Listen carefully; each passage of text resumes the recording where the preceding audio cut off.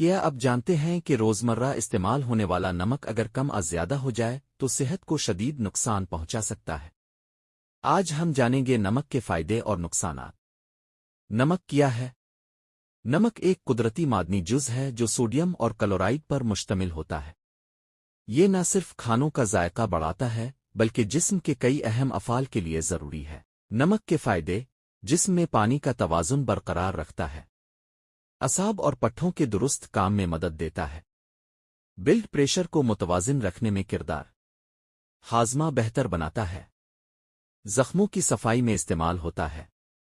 نمک کے نقصانات: زیادہ استعمال ہائی بلڈ پریشر، دل کی بیماریاں، گردوں کو نقصان، جسم میں پانی کا جمع ہونا، فالج کا خطرہ۔ کتنا نمک استعمال کرنا چاہیے؟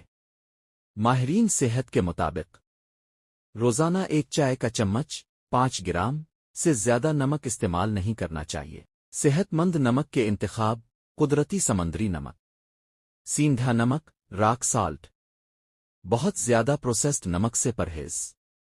نمک زندگی کے لیے ضروری ہے لیکن اعتدال سب سے اہم ہے۔